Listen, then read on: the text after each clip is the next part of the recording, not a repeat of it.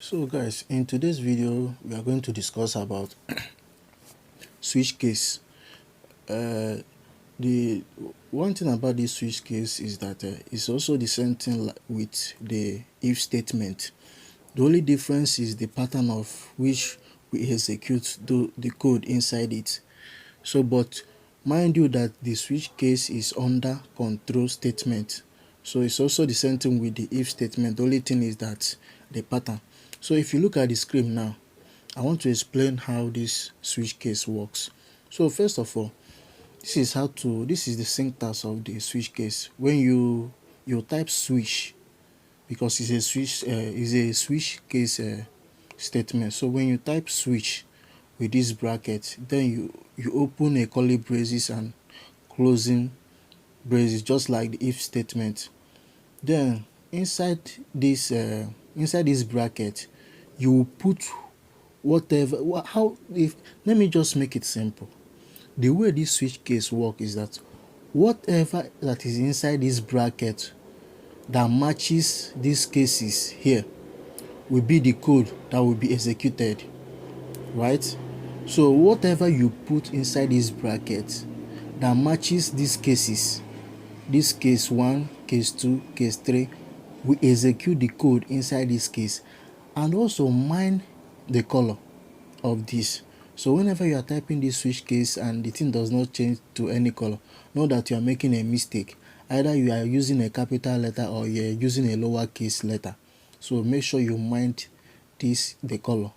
Like I told you that whatever function that comes with Arduino or any external file must change to color.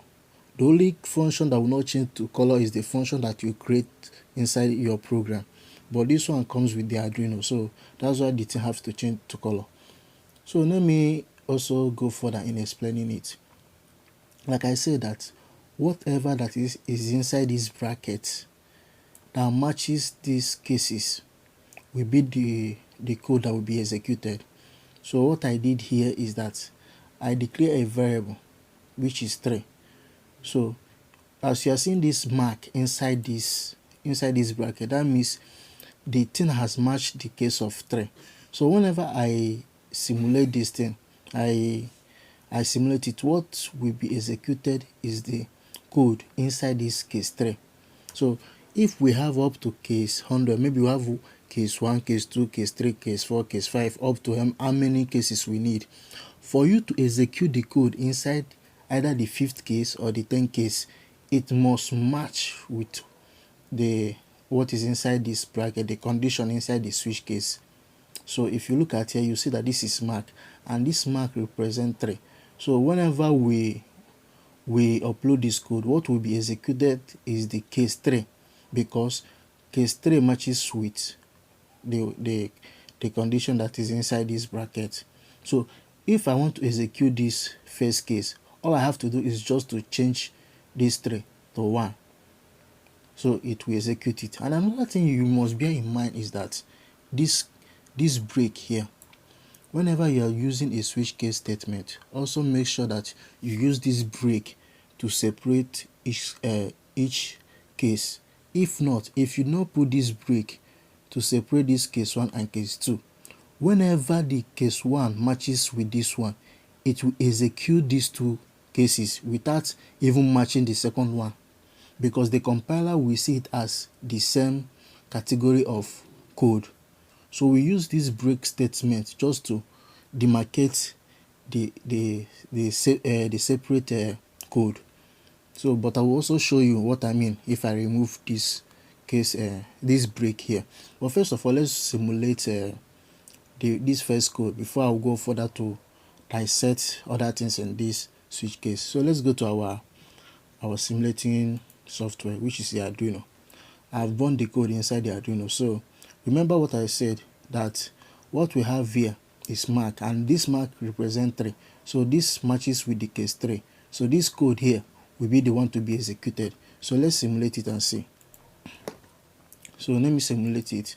You can see our serial port, what it is displaying. So it is displaying bad because it matches our case. So that's why the thing is executing the code inside the case 3. So but what I will do now is that I will change the value. So I will execute other cases and see what is going on. So let me go to our code. Then this mark here, I will change it. I want to execute the code in this case 1. What I will do is that I will change it to 1, then save it and compile. So let's wait while the code is compiling. Then I will show you the difference, how to use this switch case statement, and also how to manipulate some certain things, and also give you some rules guiding the switch case statement. Okay, so let's wait while the thing is compiling. So it's done compiling. This is another method of burning the code into the Arduino microcontroller. So here is the hex file.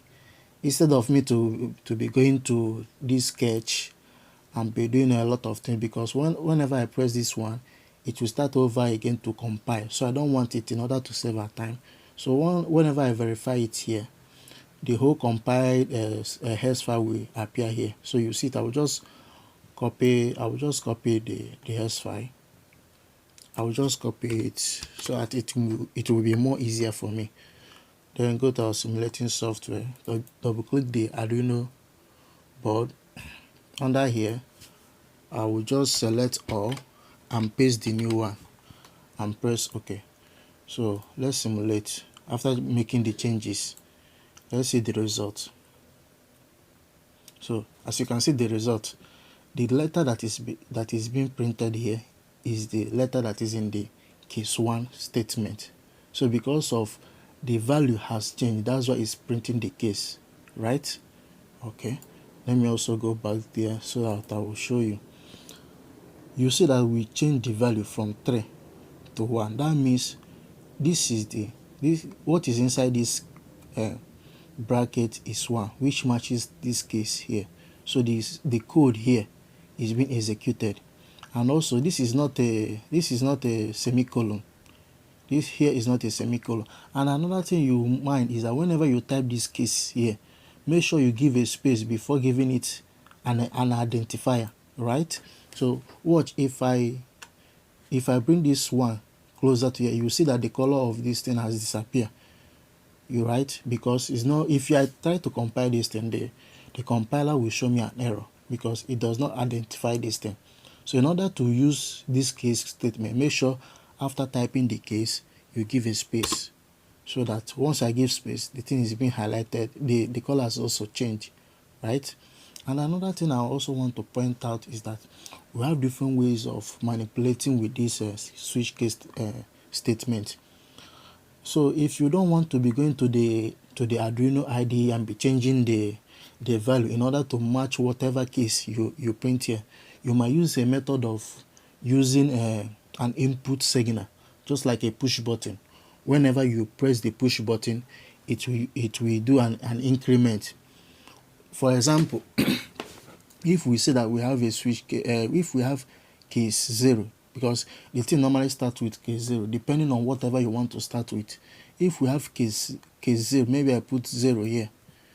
We have case 0 here, and we declare a variable here. We can use a push button, that whenever we push a button, it will increment, that will increment this value here. Instead of going to the IDE and be changing it to any value, we might use any input signal just by clicking it and be increasing or decreasing depending on whatever we want to execute. So but I'm not going to go into that now, because I just want to show you how this switch case works. Then so that by when we start to do complex project, whenever you see me using switch case statement, you will understand how the thing works and how I was able to use the switch case statement to manipulate some certain things. That is why I'm teaching you this switch case statement. So whenever we want to do some manipulation, I will also show you the method. But first of all, I want you to understand how this thing works. So the way this thing executes the code is based on what is inside there. Once it matches the cases that you express here, it will execute the code in that case.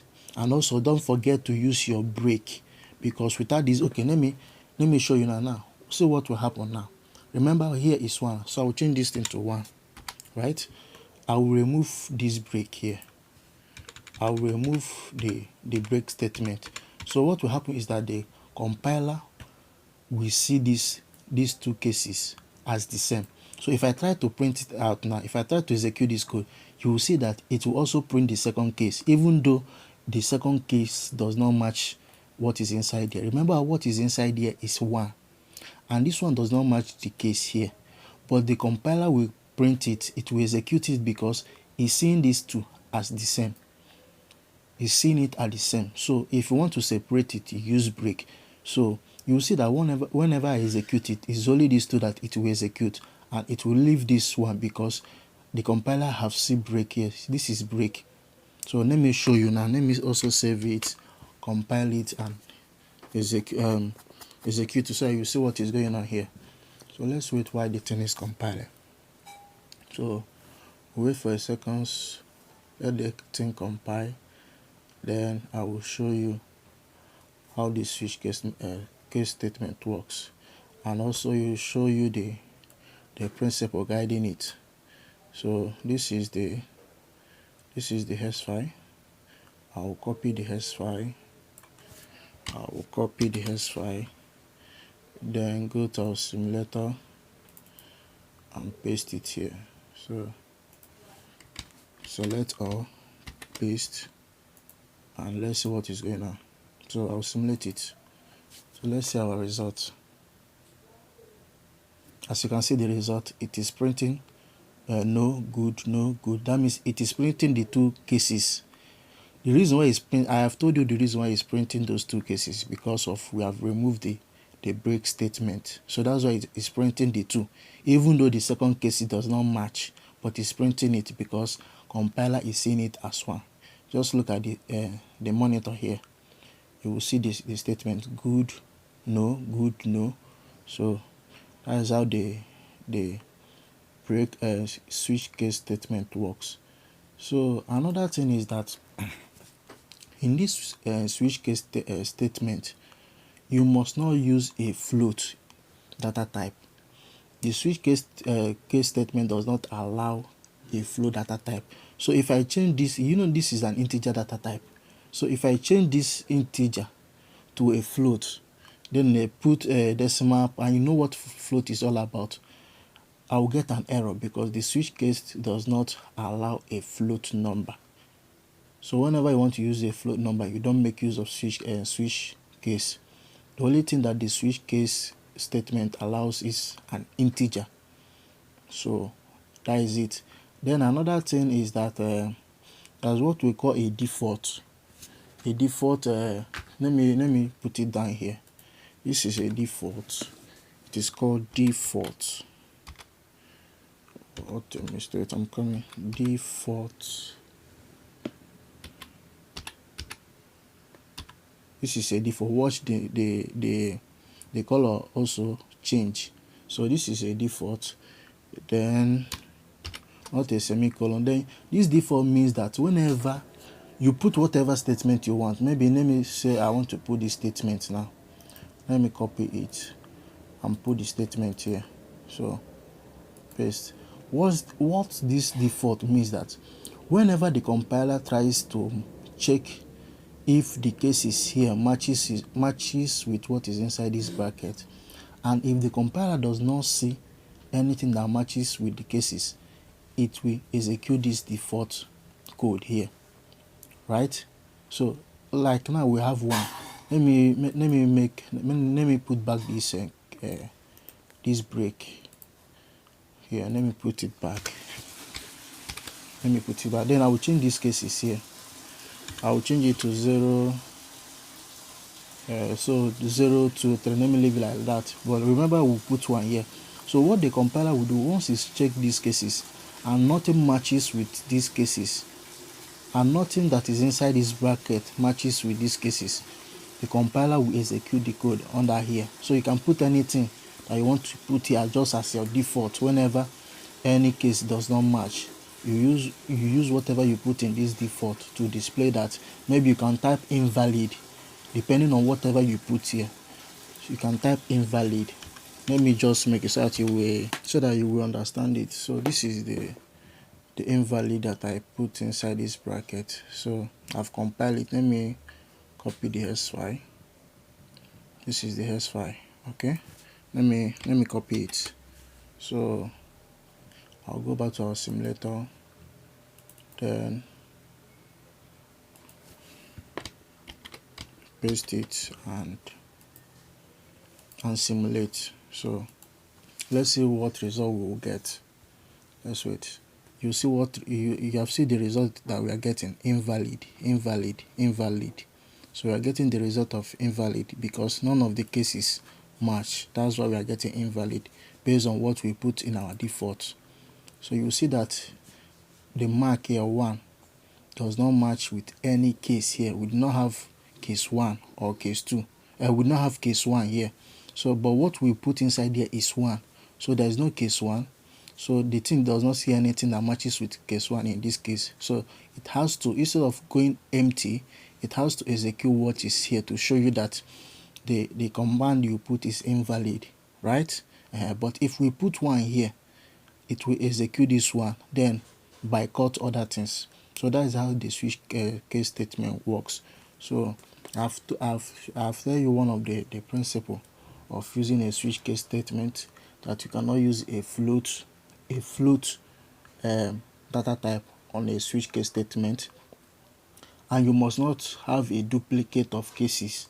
So you cannot use duplicate of cases like case 0. You still have another cases. All right. So if you have case 0 now, you cannot use another case 0 again. If you do that, the compiler will throw an error because it is seeing double cases here. It must have only one case, right? So that is it. That is the rule of switch case statement. It must not, you see that the compiler throws an error. You see what the compiler displayed here: duplicate cases value. So you must not have a duplicate of any case. That's why it is the compiler throws this error here to show you that you must not have a duplicate of any cases. So bear that in mind. So this is the end of this switch case statement. See you in our next video.